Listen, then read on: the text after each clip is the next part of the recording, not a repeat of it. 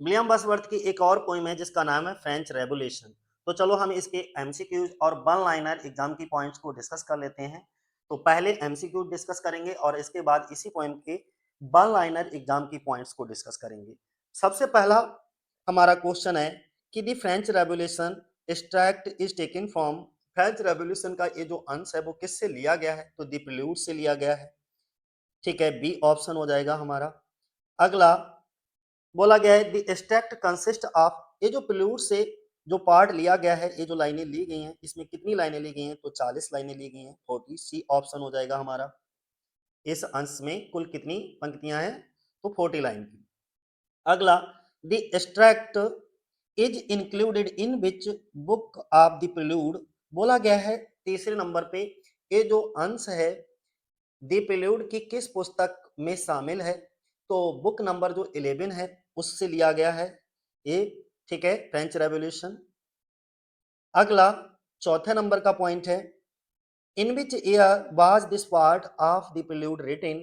बोला गया है कि द प्रिल्यूड का यह भाग किस वर्ष लिखा गया? तो 1804 में इस भाग को लिखा गया है। पांचवें नंबर का पॉइंट है द फ्रेंच रेवोल्यूशन बिगन इन। फ्रांसीसी क्रांति कब शुरू हुई? 1789 में ये शुरू हुई थी। सी ऑप्शन हो जाएगा हमारा। 6 नंबर का पॉइंट है हमारा Wordsworth attitude toward the French revolution was. फ्रांसीसी क्रांति के प्रति विलियम बसवर्थ का दृष्टिकोण कैसा था? तो बहुत ज्यादा एंथुआजिस्टिक था। अच्छा, एंथुआजिस्टिक का मतलब होता है बहुत उत्साही। सी ऑप्शन हो जाएगा, उत्साह से भरा हुआ। 7वें नंबर का पॉइंट है हमारा what was the slogan of the French revolution. Most and most important है, फ्रांसीसी क्रांति का नारा क्या था? तो इसका नारा था liberty equality and fraternity. Liberty का मतलब होता है स्वतंत्रता, इक्वलिटी का मतलब होता है समानता, और फ्रेटर्निटी का मतलब होता है भाईचारा। मोस्ट इंपॉर्टेंट लाइन जो आपसे पूछी जाती है एग्जाम में, नोट डाउन कर लीजिएगा। Bliss was it in that dawn to be alive refers to. Bliss was it in that dawn to be alive, इसका अर्थ क्या है? तो इसका अर्थ है beginning of the French revolution, यानी कि फ्रांसीसी क्रांति की शुरुआत। सी ऑप्शन हो जाएगा हमारा। To be young was very heaven suggest that, ये जो लाइन है वो किस चीज को सजेस्ट करती है? तो youth during the revolution was exciting.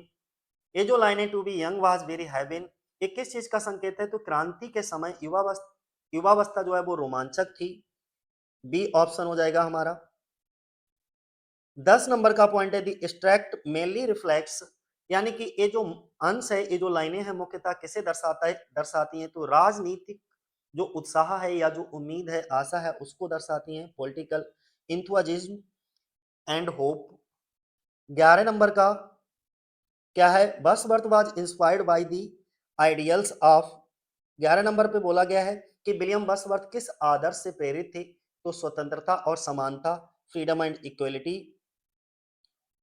The tone, अब बोला गया है 12 नंबर पे दी टोन ऑफ द एक्सट्रैक्ट, यानी कि जो अंश है इसका भाव कैसा है, टोन कैसा है? तो आनंदमय और आशावादी, जॉयफुल एंड होपफुल। अब हम लोग इसके कुछ वन लाइनर एग्जाम की पॉइंट्स को डिस्कस कर लेंगे। तो चलो शुरुआत कर लेते हैं। बोला गया है कि the French revolution extract is taken from the prelude. French revolution का ये जो अंश है वो द प्रिल्यूड से लिया गया है। इसमें कुल 40 लाइनें हैं और यह द प्रिल्यूड की बुक नंबर 11 में शामिल है, यानी कि बुक नंबर 11 जो थी उससे इन लाइनों को लिया गया है, जो 40 लाइनें हैं प्रिल्यूड की। अगला this part was written in 1804।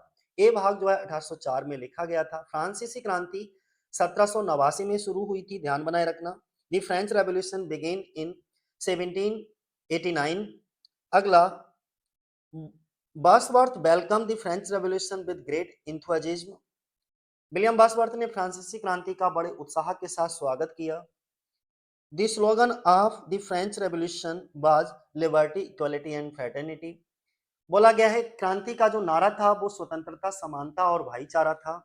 8वें number का पॉइंट है the poem reflects the poets youthful excitement.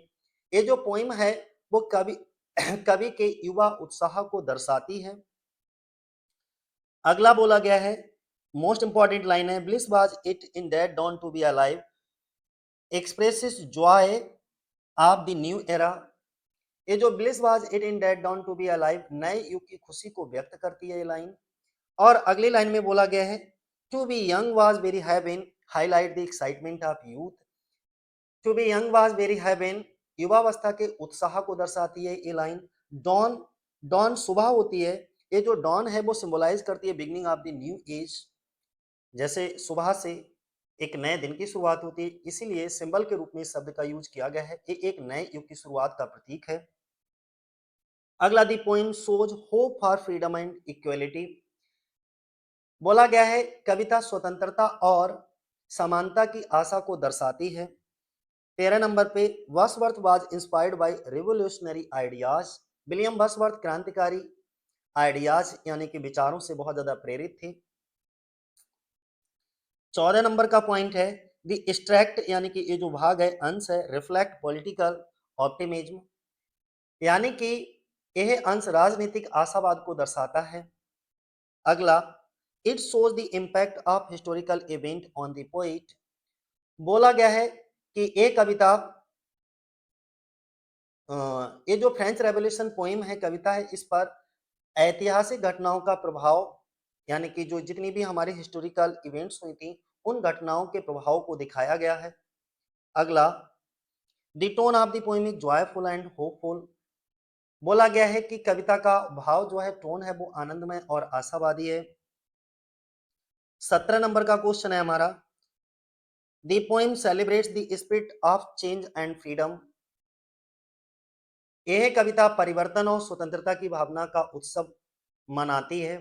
18 number का पॉइंट है it represents the romantic interest in human liberty. यह मानव स्वतंत्रता में रोमांटिक रुचि को दर्शाती है। 19 नंबर का पॉइंट है the extract captures the emotional response of youth. यह अंश युवाओं की भावनात्मक प्रतिक्रिया को प्रस्तुत करता है। 20 नंबर का पॉइंट है it highlights the importance of the French revolution in history. ये इतिहास में फ्रांसीसी क्रांति के महत्व को उजागर करता है।